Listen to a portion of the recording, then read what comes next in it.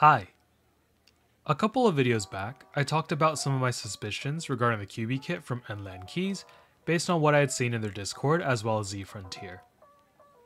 There were suspicious signs that seemed to indicate that they weren't being the most honest, and the China group buy appeared to be hit with delays after delays. Well, it's been roughly 2 months since I've raised my concerns, and so far, it's not looking great. While it's true that we've yet to hit the delivery date for the international group buy, there have been no updates from the group buy runners, and Chinese group buy participants report continued delays and lack of communication. I don't want to come off as someone who is fear-mongering, so if you want, you can wait and see how the situation goes when it hits the promised delivery date, and then make your decision. But please do check your payment method to make sure that it doesn't fall out of the allowed support date for you to file a chargeback or receive help to get your money back. Anyways, without further ado,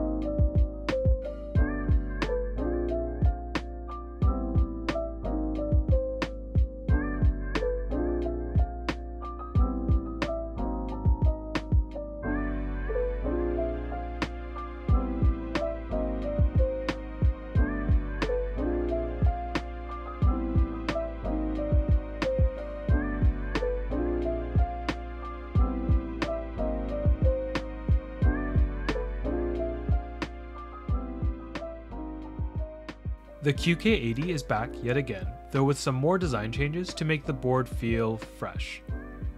The QK80 has been a staple for QWERTY keys, and a good budget option for those in the hobby for quite some time, so I understand why QWERTY keys has constantly updated the design to make it look different from the previous revisions.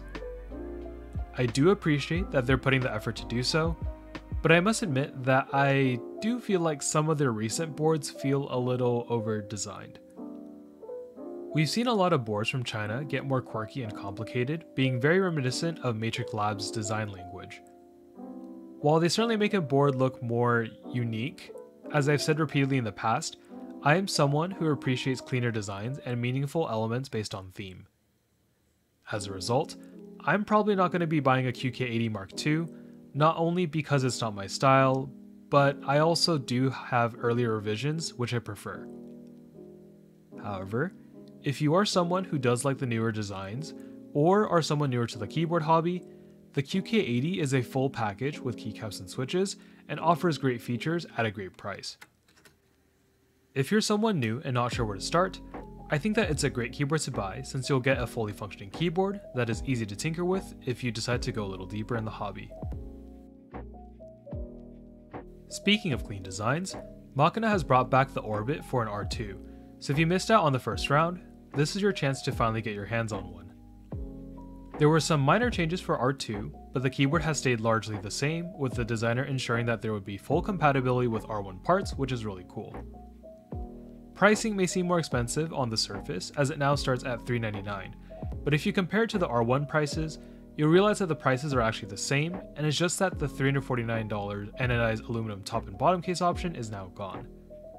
In its place, we now have more premium and expensive options available, with a raw stainless steel bottom case being sold at $529, and a full copper top and bottom case option available for $649. I assume that the designer made this decision based off of R1 sales numbers, where the anodized option was less popular, but I'm interested in how many of these more premium units will be sold, as they are quite expensive. For me personally, I do think that the Orbit is a nice looking board, but with my current lineup of keyboards, it doesn't really stand out enough for me to add it to my collection. However, if you are looking for a clean looking keyboard with nice simple lines that is a bit more premium, I think that you can consider the Orbit. The original Eau75 was a simple looking 75% keyboard, and it didn't really stand out too much other than the decorative magnet F-row block. It's not that it was an ugly keyboard, but it wasn't very exciting, especially if you compared it to some of Chaos Era's other boards, such as the Cupid 65 and the Heracles 80. This time around for the V2, Chaos Era has really stepped up their game, and have revamped the side profile and updated the internal structure to make it more interesting. According to the Geekhack IC post, the V2 was inspired by suspension bridges, which isn't super obvious with the outer appearance, though I do think the side profile looks much cooler. The internal structure is much more interesting to me, and while the metal leaf springs aren't a new thing to the hobby, their implementation does bring a fresh spin to it, and I found it to be quite intriguing, which you can read in detail on the Geekhack post. The keyboard is also designed for customizability, as you can choose the colors for multiple parts of the keyboard to make it really yours.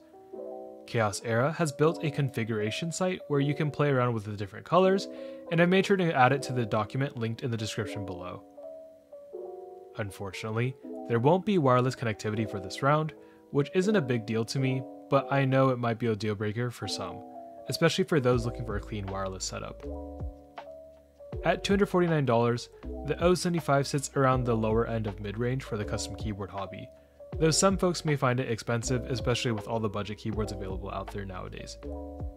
However, for me, personally, I think that the Eau75 is a great keyboard with a cool side profile and interesting mounting style, and if you're someone who has a specific theme in mind and wants to choose colors for each parts, I think that this is a keyboard you should definitely look into. The Nooir CP01 is a nice looking 60% keyboard with a bit of a retro look.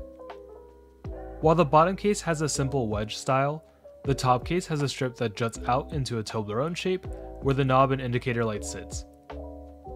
The mounting style is quite interesting as it features a new design that they're calling the socket system, where positioning pins are seated into modules on the outside edge of the board, and then holes cut out on the edge of the PCB then sits into.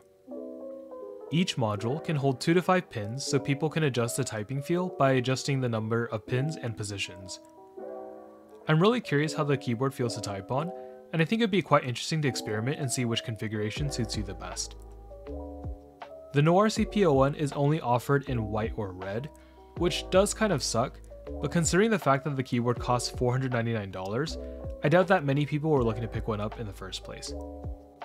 This is probably the biggest con for the keyboard, as it's quite expensive. It is a surprisingly hefty keyboard, weighing in at 2.5 kilograms or 5.5 pounds, which is quite heavy for a 60% keyboard, so they're definitely not skimping out on the material. However, the keyboard market has changed quite a bit since I've joined the hobby, and while it may not have been considered expensive when I first joined, there are so many cheaper keyboards out there nowadays.